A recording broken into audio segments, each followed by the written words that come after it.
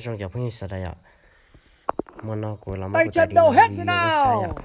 tại đi nó chỉ mua Tay chân đầu hết chứ nào. nếu muốn hình dõi tại đi nó review với sai ạ nếu muốn gì tháp phải ạ review liền hướng cái tao sai chỉ mua tụi nó vô cho chó ạ ok cái này skin point nha ạ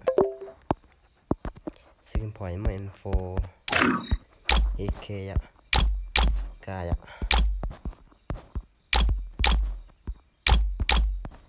cô sứ chẳng chỉ tập thế này bỏ tại đi nó mua chua tháp phổi ạ cho nếu mua chua tháp phổi chỉ mua gì tháp phổi ạ ok chỉ mua tại đi nó mình mua này giỏi ạ của bà là mua cho là cho nên để mình thấy là sai nhá sai nhau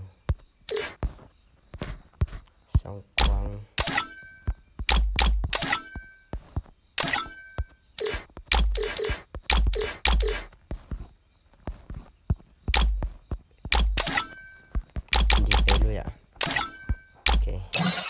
Tay chân đầu hết chứ nào.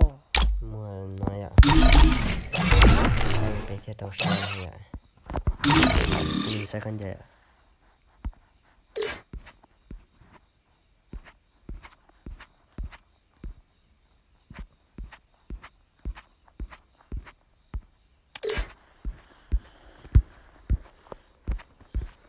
con gì mua nói ạ mua khám bục kỹ xem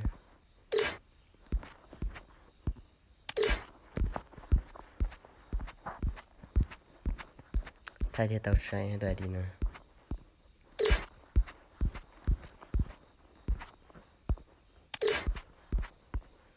thằng nhá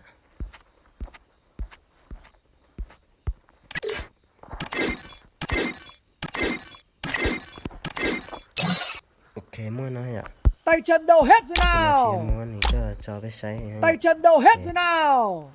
tay nó tay chân đầu hết chứ nào.